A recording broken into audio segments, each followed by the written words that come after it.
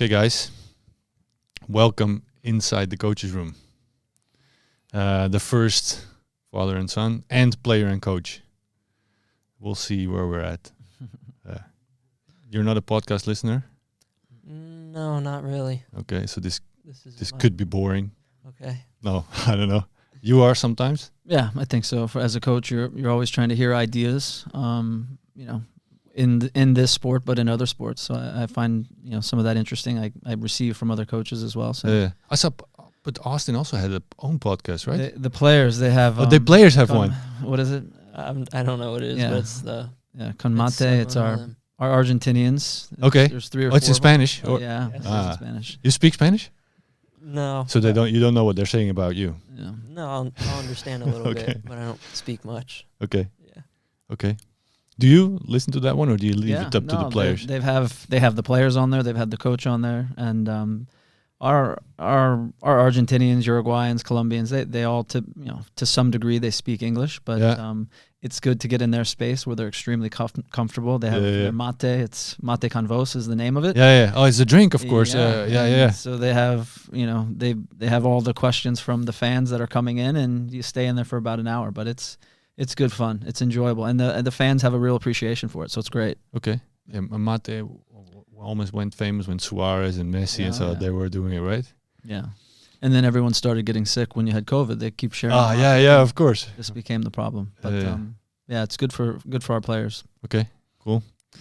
Okay, we're gonna start with the standard question, and then we'll see wherever we go. That's what we agreed on. We'll see whether we hear a son or a father talking or a player and a coach.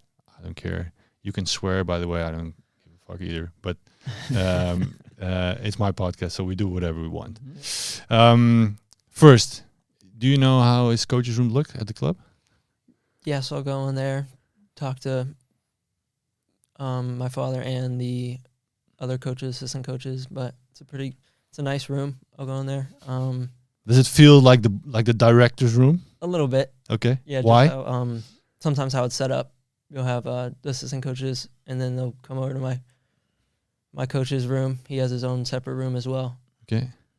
What do you think is the most important there?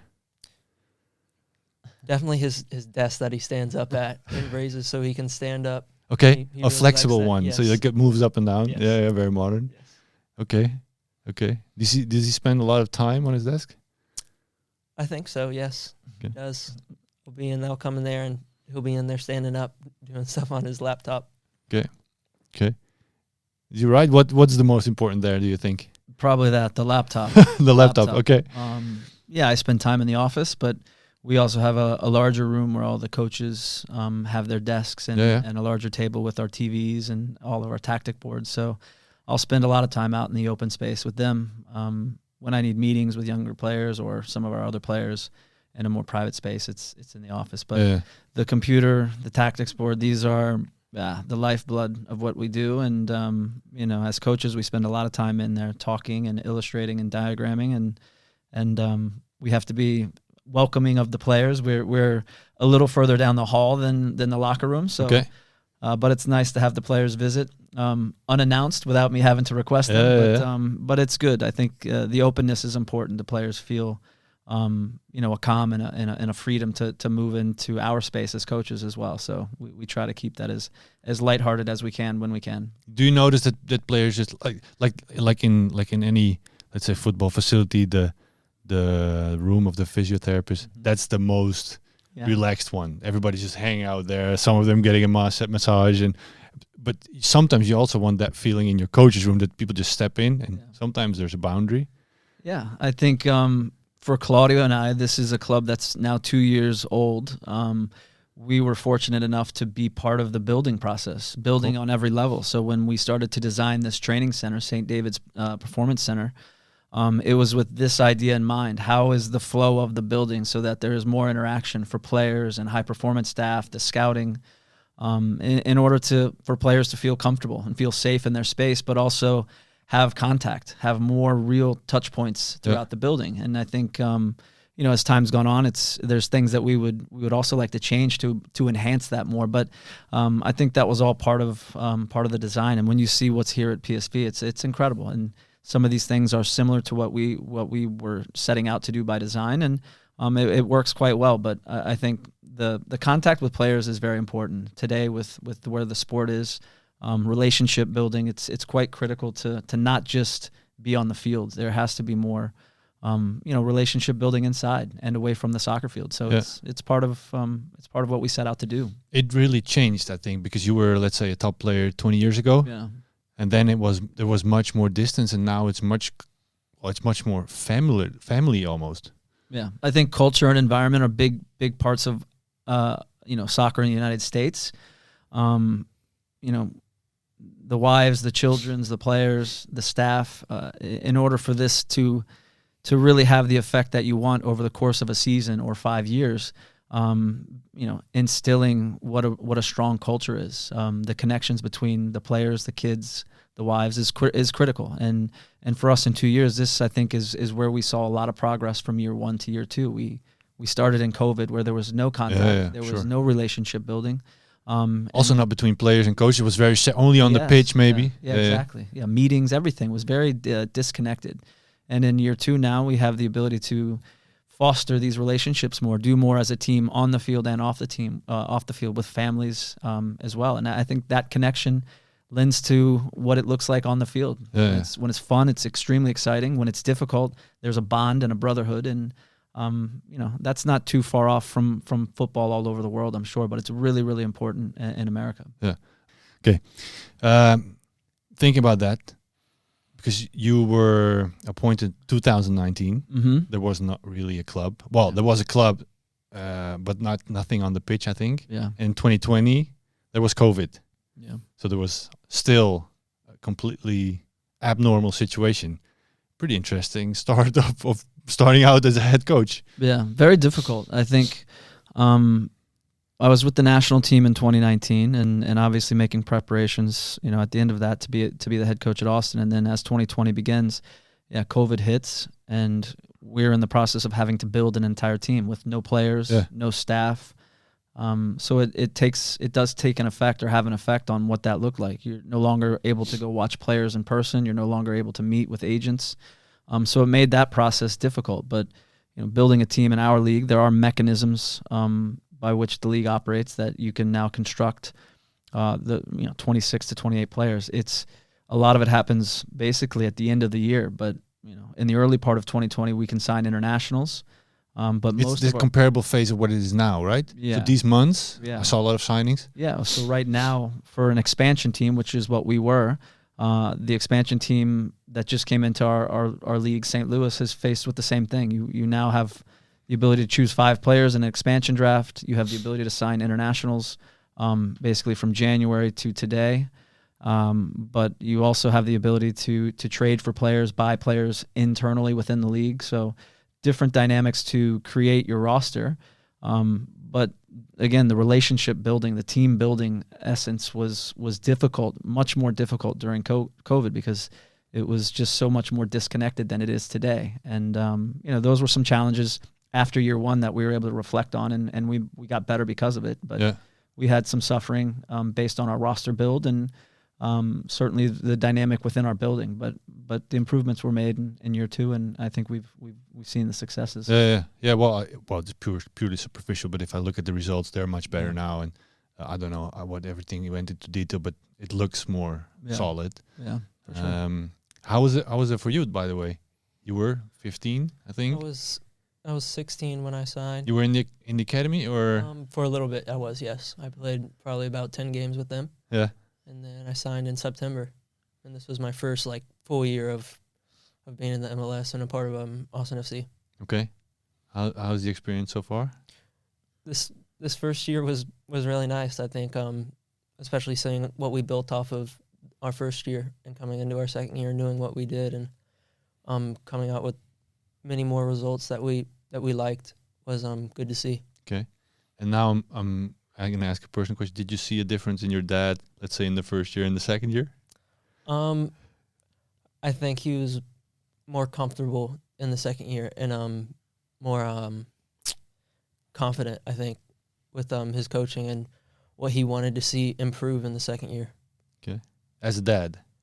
as a dad, what I saw different. No, maybe that was as a dad. I don't know. Well, let me exaggerate it a little bit. Okay. If things are not going well at my company, I come home and I'm very cranky. If things go well, I'm a little bit more relaxed. Yes. That's the fact. Well, that's how I think most of the people react when they come home. I can imagine, okay, at one point you're with your dad, at the same time maybe you're driving home together. Now it's a different discussion that you have in the car when you're driving back than maybe a year ago. Yeah. You don't have to share anything. Don't worry. Yeah. When he's happy about what's going on, of course you see a different father when he comes home, and when he's upset, maybe he stays at the facility a little longer, but he still comes back as that's a good way to deal. I think actually same father. Yes. Good. I think it's good. Well, yeah, it's difficult. I think what I've learned is I was an assistant coach for 7 years, and now you're the head coach. There's much more responsibility to have the connections in the building, so to speak. The high performance is extremely important. The scouting is important. The connection with the academy is quite important. So as the head coach, you're also the leader of many spaces, and it's important to delegate responsibilities throughout your staff to help with session planning and certainly reviewing of games. But I was after the first year, I was quite as difficult as the year was. I was still pleased with what we were able to do as an expansion team, even though we had 9 wins and 20 losses. It's expansion means that it's the first year, or the very first year of this. That means the term expansion or something. Yeah. Yeah, okay. Yeah. It's the first year of our existence, and again, we had some difficulties with injuries to start out, but what I saw was a team that could play, and our ability to teach and bring forth our game model and our ideas was very good. The results, the validation for players didn't come in way of results or maybe scoring as many goals as we like. But as a coach, I saw the product that we were able to quickly give the players information, and that now be relayed onto the field. And some of the deficiencies in goal scoring and results is lack of quality or maybe lack of clarity as to how we really want to finish off games or finish off attacks. But as we concluded the first year, we made some additions with some players, and for me, I could see a little bit of quality helped our product on the field.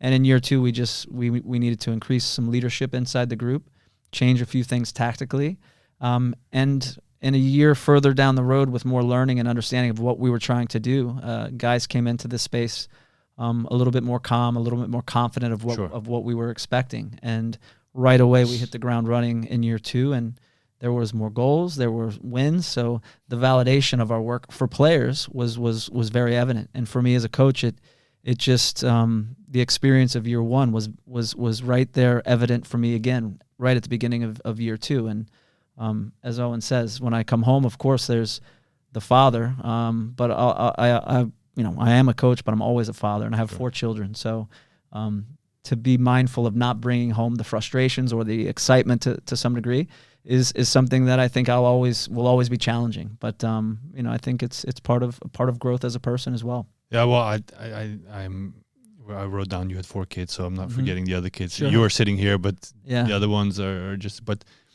and I'm not trying to push the button on how you drive home. That's not the case. But it is. Well, the coaching job is stressful, especially when you are, as you say, the expansion team. And if I'm hearing it correct, well, that's my interpretation. You are maybe a process coach that's very aware of, but still you have to have the trust in a process where maybe the first 6-7 months is going down, and then you have to have confidence in your own choices that in the end it's going to go up. When I switched to, it's a different level, but I was assistant coach as well, and then I moved up to being a head coach at the semi-professional level. We went straight up. We were winning. We were promoted, and actually I forgot the process. Because I was so, let's say, going on the high of winning, that in the end of the season things went down, and I kind of took it to the next season. So it's almost the same process that happened, but it went the other way around. Yeah, and it's interesting that you say that. I think The process is really important, and that's what, again, when I look back at what was happening in the first year, I think that's where I felt like what we were doing was working. And again, there is the end of the year, and there's the stress of fans and media, and somewhat inside our ownership of, is this working? Yeah. Is this Did we really choose working? the right path, Yes. for example? And, yeah. Fans and media can always, it's time to fire the head coach. And the reality of building an expansion team is it does take time. And I think that's where Claudio's been in our league. He's worked in New York City. I've been in this league since 1998, 25 years of MLS existence. And I have no false expectations that we were going to go out and win MLS Cup in year one, but we wanted to establish an identity, create a philosophy inside our group, and have a real, a strong environment and culture. But the validation, you do need to win games. I mean, I think that is obviously a big part of sport. And in year two, there's a bigger emphasis on winning, but the process is still priority. For me, it's still the priority.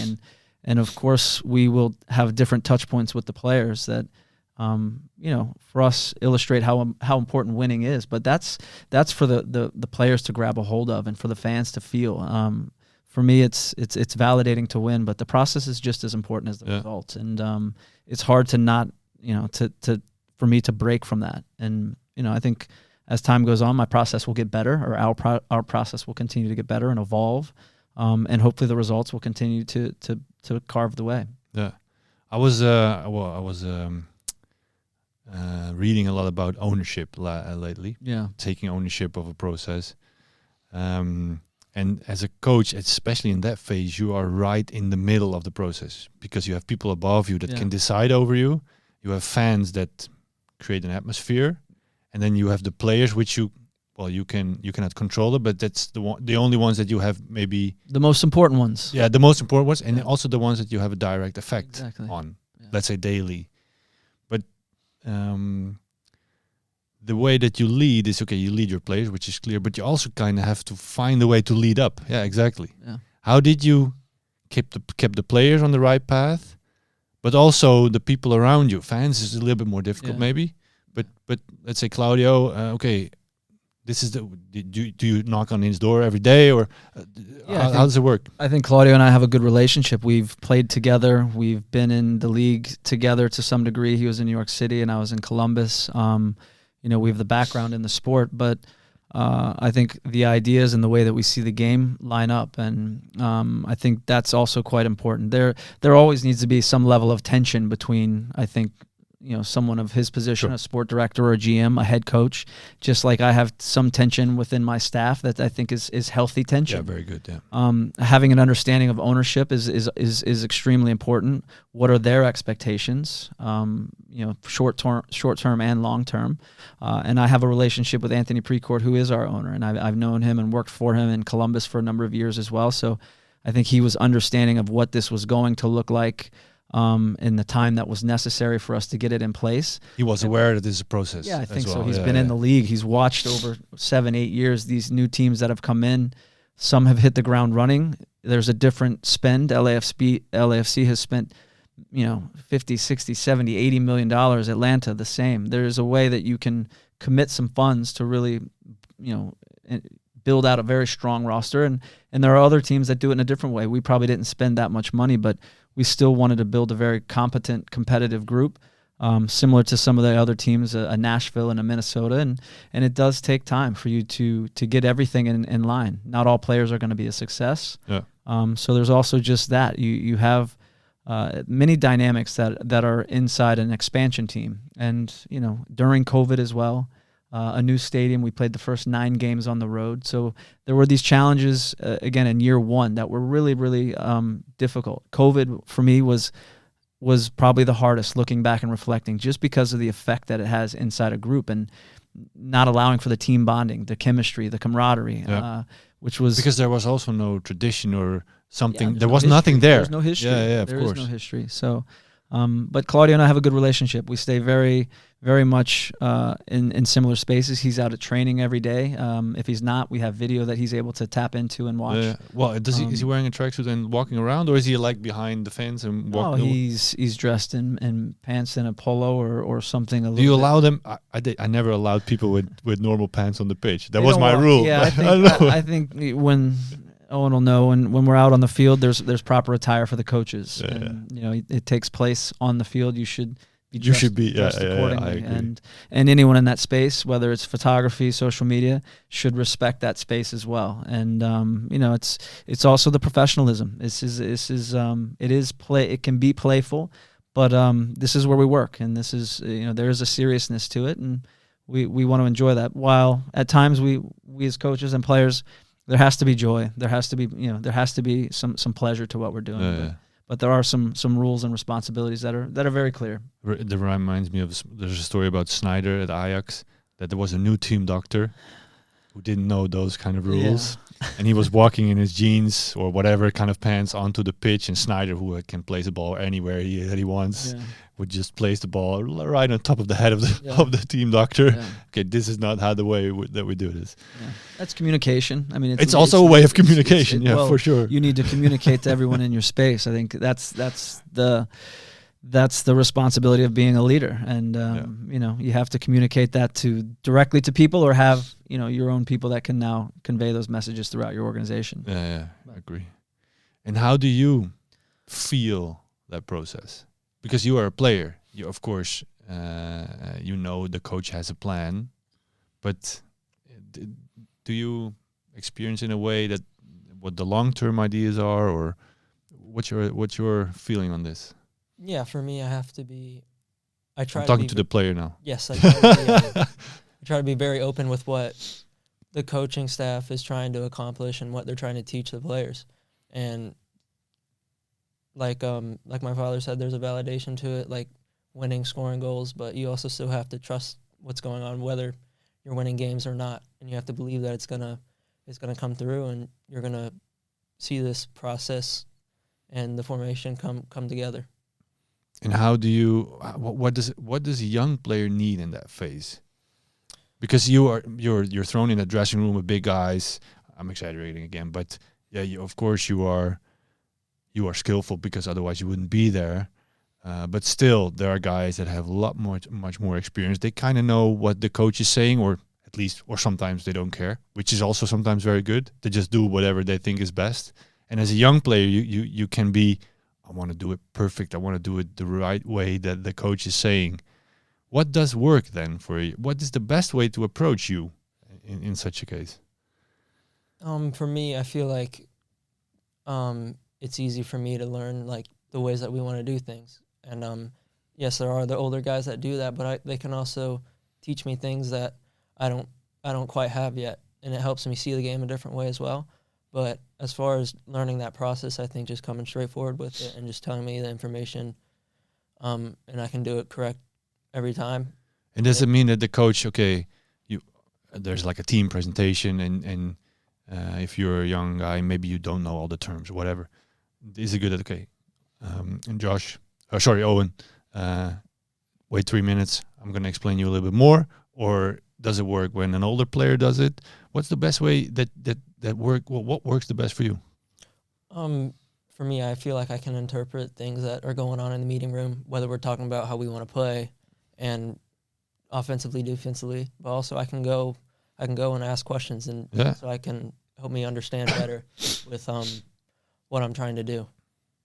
Okay. So yeah, I think I can just go to one of the assistant coaches, or I can go to my father. But that leaves it up to you.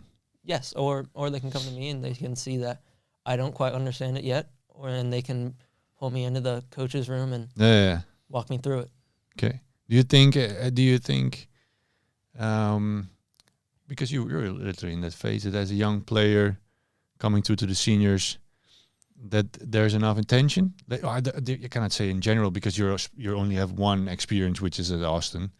But let's say in the current situation, you felt you were welcome. You felt you were on your spot, and you felt that everybody helped you.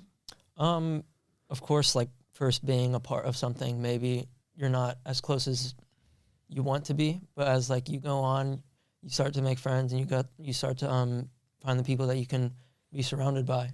And we have a group in Austin. I feel like the young guys really come together, and we hang out a lot, and we get to bond together. That's like the young players. That are relatively the same age. Yes, closer to 20s, the young 20s. That's our Or after 17. Yeah. Still, you are a different case. No, but the reason why I'm asking is because, as a coach, a head coach, or whatever, in whatever situation, you have 20 players or 18 players, and you can only divide your attention in certain ways, and we tend to, well, again, assumption, but you have a young player, he's good enough. Okay, the first 2 sessions, I'll make sure that he's there, but then it's back to business. He's one of the guys, just follow in. But especially with young players, those first 2 sessions are not the problem. They overcompensate everything. They want to be there, but in the long run, I think you can kind of relate maybe, but they need probably need more attention in that first or even first 2 years. Yeah, I think so. I think young players need support. They need support on the field. They need support off the field.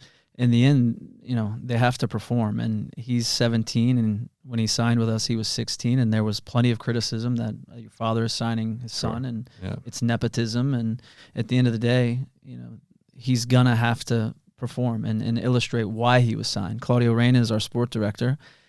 He's played played soccer at a high level, as have I. So he's also been in environments where he sees talented young players and what's required of young players, growth mindset, the buy into what a collective group it looks like. And then my job as a coach and our staff is to teach and educate. And we take that extremely seriously. We have a way that we play. It's not the same as everyone else, but inside that there are roles and responsibility, principles and objectives each and every day. And we try to communicate and articulate those to our players as clearly and simply as possible.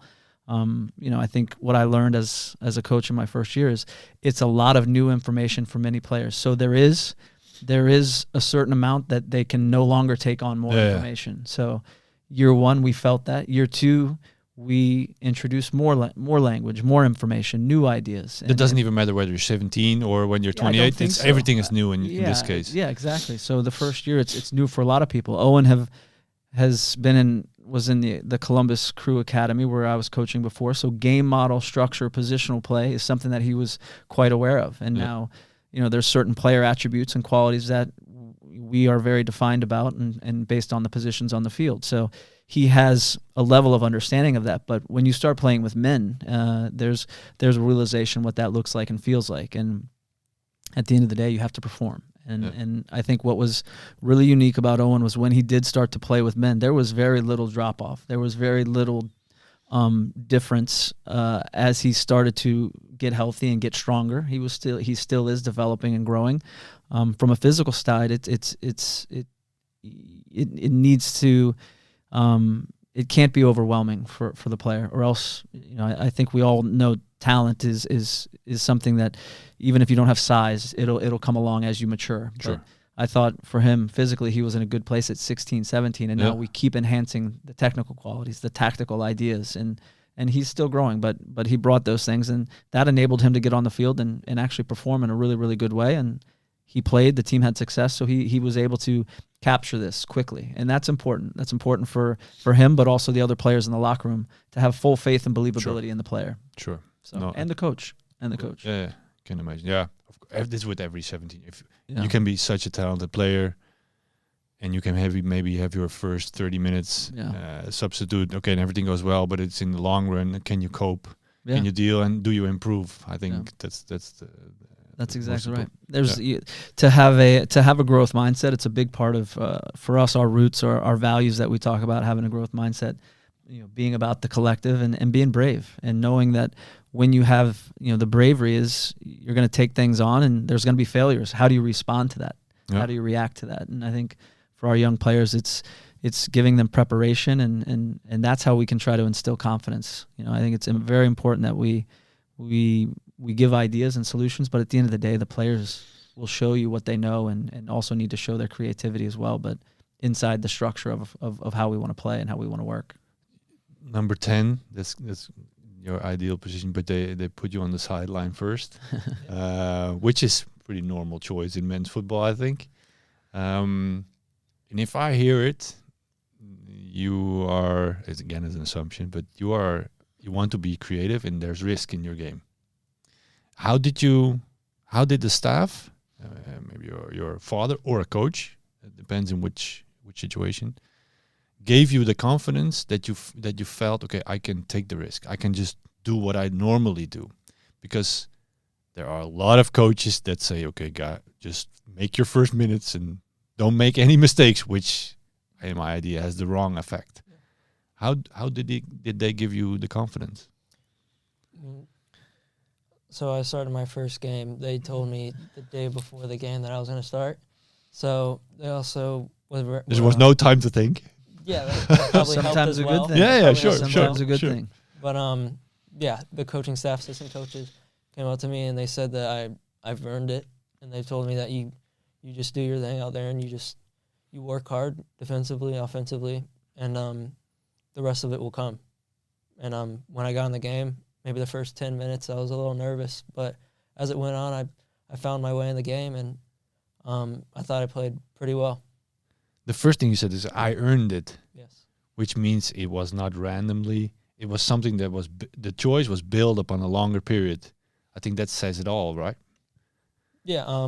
For the first part of the season, I wasn't rostered. So it was hard for me, but I just continue to work in training and hopefully earn that spot in the 20 that we have. And when I do, I do get a little feel of what it's like to be a part of the 20. And it did encourage me to work even harder to try and make the starting 11. Yeah. And when I did, I was very happy and excited to have my first start. And just it was a good game. Yeah. We as you mentioned, he had a few mini games leading up where he got 15 minutes, 20 minutes.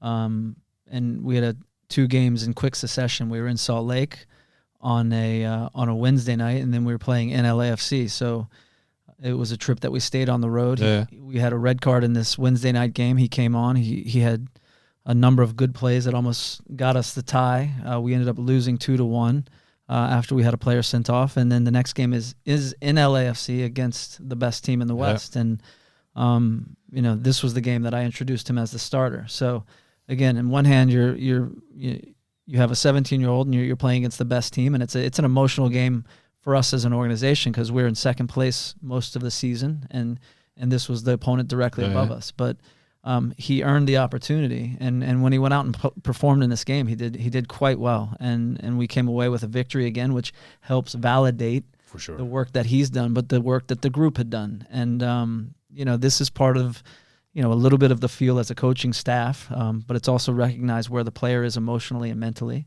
that he'd performed well in a few games. And here's an opportunity in a game that comes quickly because of, the travel and schedule congestion. But ultimately the players have to perform. And when you perform, sometimes the results go your way. And in this case, it went our way. And again, this was a big moment for us, as an organization, but also for him individually. Yeah. So, yeah.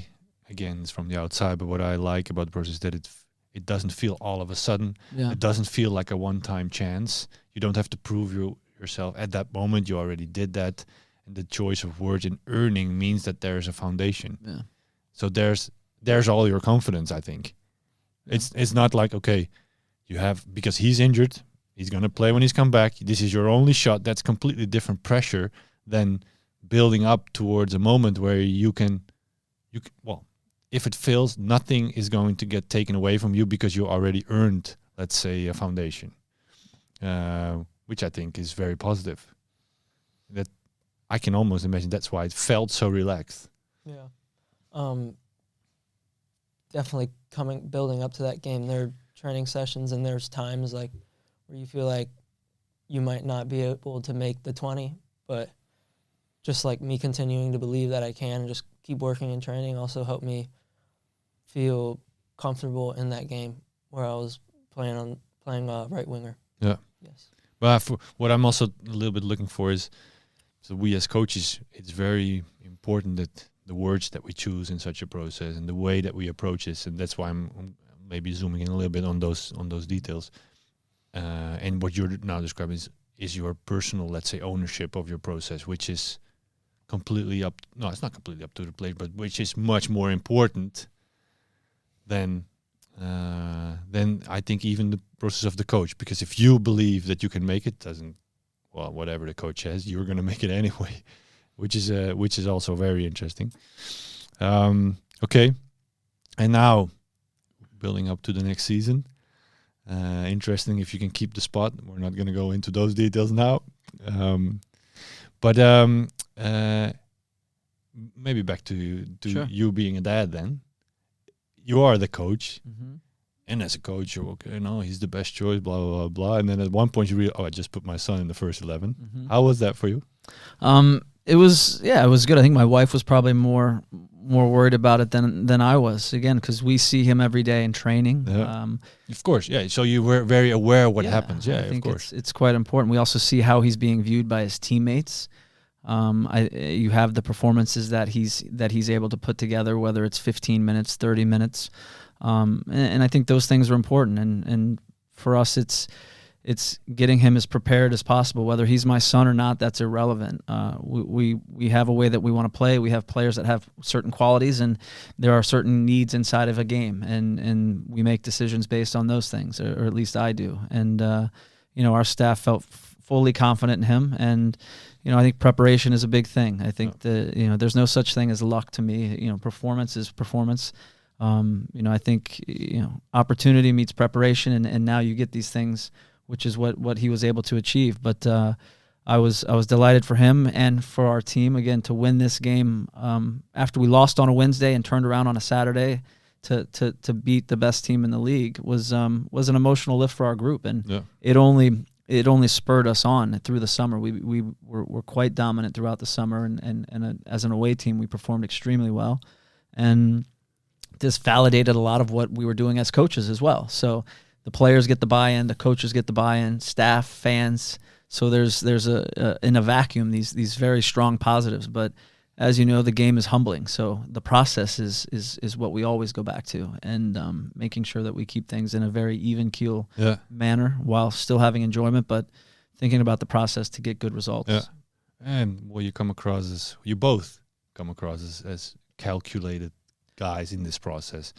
We're very aware of your, let's say, double roles. I'm trying to find where it overlaps, but just because I find it very interesting. Yeah. But I think you're very aware of what the situation that you're in, and sometimes there's always overlap, but you almost try to pick apart the small details, so where the line is or where the separation is. Yeah, I think there's perception from the outside world of what this looks like. For sure. Not for me, because I didn't know about you guys course. 2 years ago or a year ago, but still. I have 3 other kids. I have 3 other children. I have a wife, so there is a life outside of this, and the game takes us away from time with our children, with our wives. But I think everyone has come to understand what that looks like. So when we are together, there's making sure that you're present, not just physically, but emotionally and mentally. And then you were asking about the first year and the second year. That's where I think I learned a lot about that part of it. Being there, it was difficult, but you have to find time. When you are present, you have to be present. You have to physically be there, mentally, be emotionally, for your kids, for your wife, for their lives as well. And the work-life balance is challenging as a professional coach, whatever sport you're in. And that's something that I'm going to need to continue to grow at. And I listen to coaches talk about this, and I speak with many coaches inside our league that are younger or older to get feedback, to have clarity, so that I understand the space as well, some of the difficulties that others are having. I think it's important to keep reflecting and keep growing. But I think each year will provide new challenges and new opportunities. And we're now in our 3rd year, but we've had so much good and bad that's happened in these 2 years, but that experience has put us in a place where we're more prepared today than we were 2 years ago, and I look forward to that. I think Owen does as well as a footballer. Okay, and Gavin is the second son. He's my third son. This is the middle son. Our oldest, who's 19, he's now in Belgium on loan, but he plays with Atlanta United. And Gavin is in the academy as well? He's in the academy. He's coming, right? I saw he was picked up for the U15s. He was with the nationals? U15 national team, and he's with the U15 academy in Austin. He's a left-footed center back, so for now, he's... So that's not any competition for your spot. Yeah. No. Not yet. No, not yet. He's... personality. There's a lot of personality. As quiet and calm as Owen is, he has some personality as well. But Gavin is probably the most off the cuff. He's not the most filtered. He's very youthful. He had to compete against his of bigger course. brothers, probably. He took a beating from these guys. But, he has such a calmness when he plays. It's quite unique. And left-footed center backs are so rare. Yeah. I keep telling him, man, just keep learning, keep enjoying it. Keep developing, because you never know. You never know where it can take you. Okay, so I hear a dream coming with a coach and 3 sons. Left center backs are rare. We're hoping. We're hoping. Okay, I want to go into one last question, and that's maybe the moment that you learned from the most. I asked Guus Hiddink, who was here last week, also the same question. What was your darkest hour or darkest moment as a coach? And that's step 1. But step 2, what did you took from it? Yeah, I mean, the darkest moment, I mean, last year was just, the first year, I guess, was just difficult. You don't envision losing 20 games. And some of that had to do with the things I've already spoke of. Yeah. The roster we know the build, context, COVID. yeah.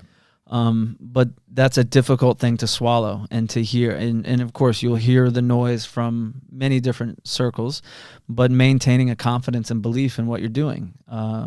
People would ask me this, did you really envision year 2 looking as well as it did or as strong as it did? Now, and I can look them dead in the eye and say, yes, I did. Yes, I did believe that, even though we had the difficulties that we had in year 1. Because for me as a coach, I could see what was working. From the inside, I can see what's working. And I could also see along the way, whereas we reflected at the end of year 1, the real gaps that were there on the roster, but in the leadership and character inside the group, and some of the changes that I needed to make with our staff tactically with our group. And, I think having that peace of mind is also calming to our staff, but to our players. And again, we have to provide solutions. We have to now take it from ideas and make it actionable. And what we did with the additions from a player standpoint and a tactical standpoint, I think saw great fruition right away. And right away, our guys captured this. And right away, the fans, our ownership, and everyone inside our organization could feel it and see it. But the experiences of year 1 allowed for this experience of year 2. I really, really do believe that. And I had no doubt that we were going to have success. Did it mean we were going to be second place in the West and compete for MLS Cup? I don't know. But I set big objectives and big ambitions for our team at the beginning of the year that we spoke about. And that was reflective of myself and our staff and what we believed we could achieve, truthfully. Yeah. So it made you... What Cruyff said, you better go down with your own philosophy instead of somebody else's. Yeah. And, okay, it's not literally what happened. No, but you stuck to your own.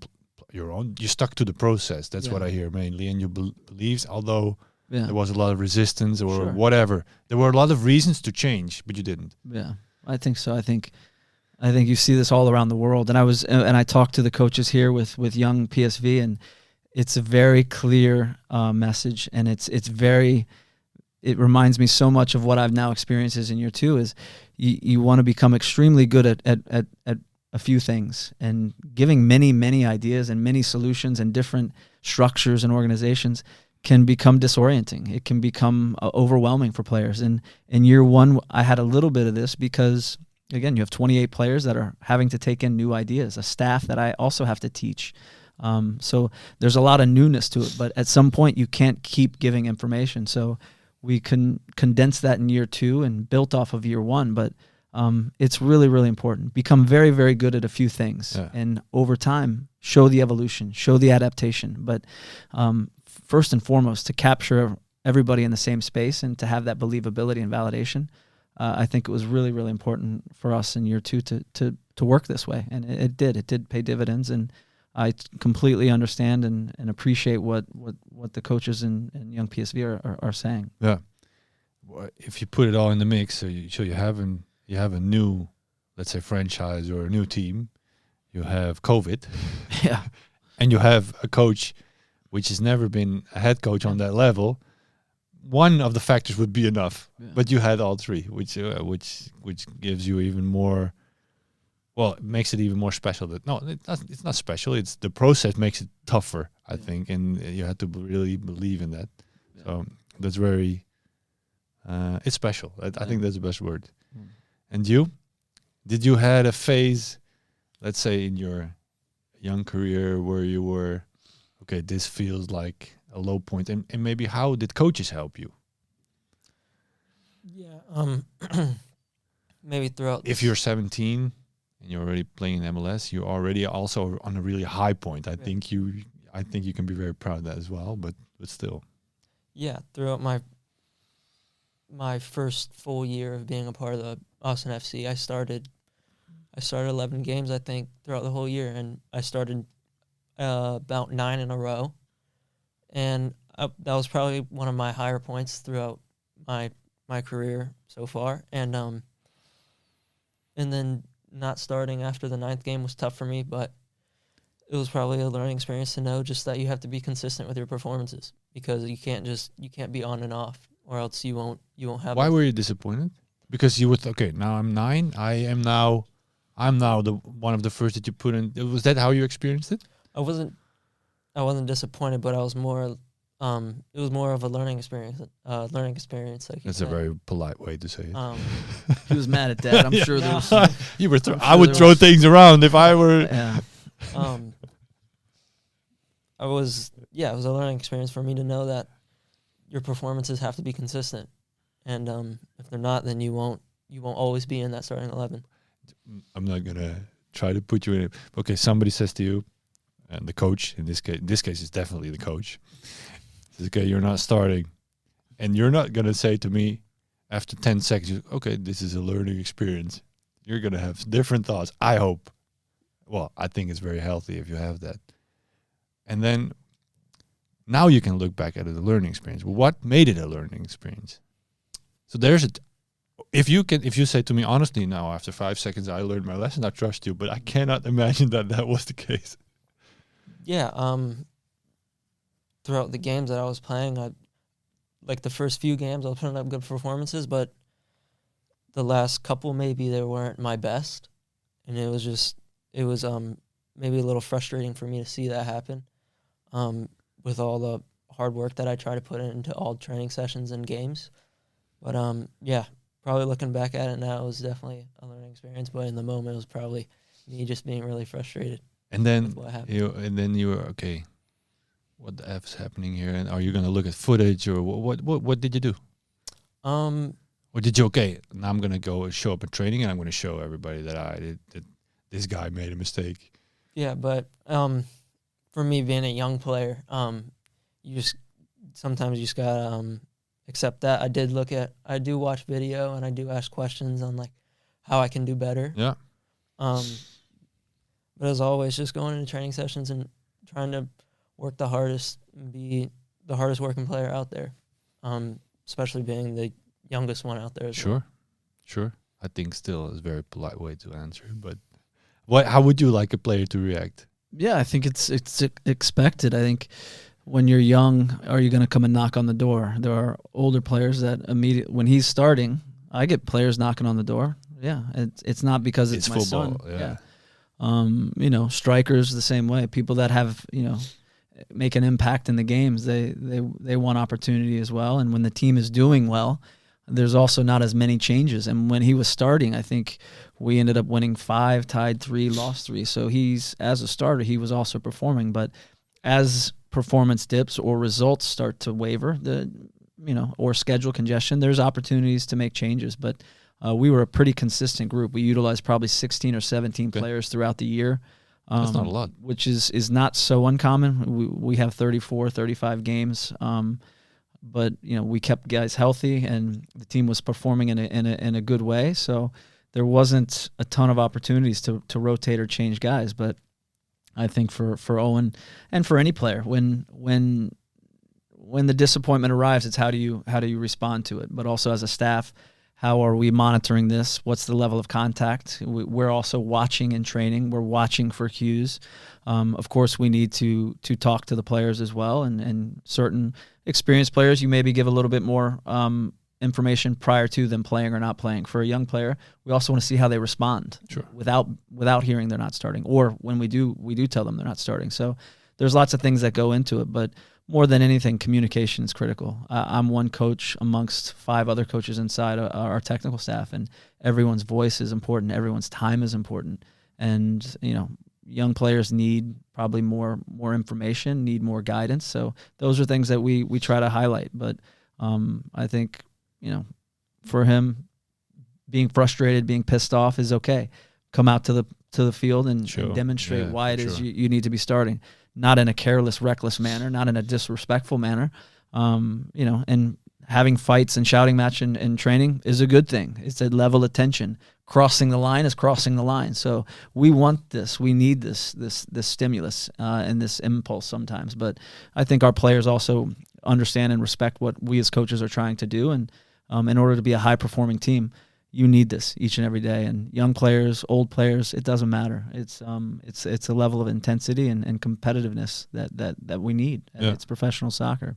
I think I think even learning how to react is a learning process. Yeah, agreed. If you're a 17-year-old and you throw a ball against the wall, nobody's going to judge you. But if you're benched 5 times, you're still throwing bottles, then you're not learning a lesson.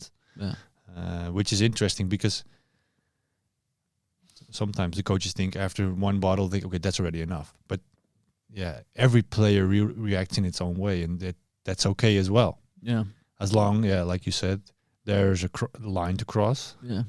And if you cross the line, there's even learning to cross the line sometimes. Yeah. And I think that's part of it. And players will do certain things. I think they're also looking at how you react to it. How do you respond to now their disappointment or their dejection? So do they want a reaction from you as a coach? Sure. Some Tension. moments, some players, you'll get a reaction. And other times I'll leave it for someone else, an assistant coach. I mean, some assistant coaches are players, some aren't. But this is where you have a certain feel about, your locker room and your personnel. And it's really critical to the dichotomy of our group and the culture of our group. So, I think he'll continue to face these things, and as all young players and experienced players do. But when there's a time to knock on the door, I would always encourage, go knock on the door. If you're never benched, then you're not on your top level. Yeah.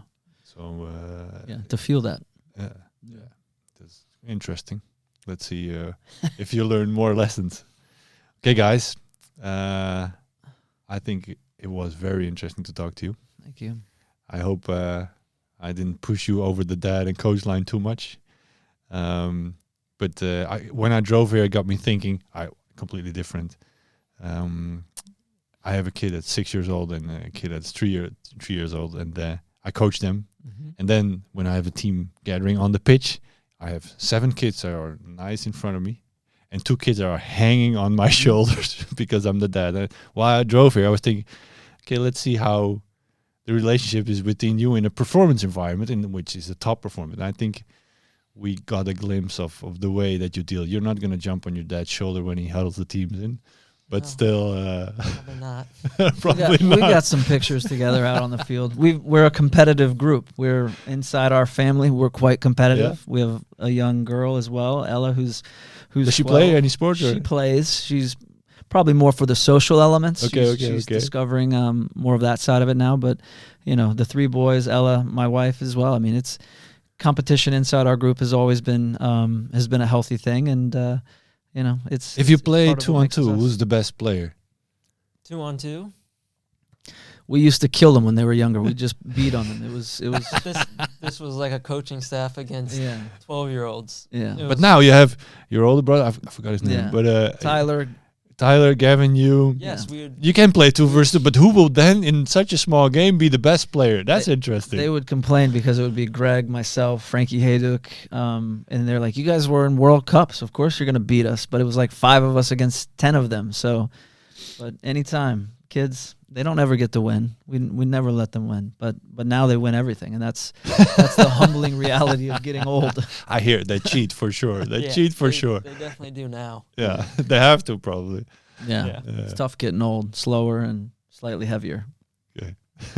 Well, we'd love to see it. Okay, guys. Thanks again. Thank you very much. Thank you for having Thank us. you.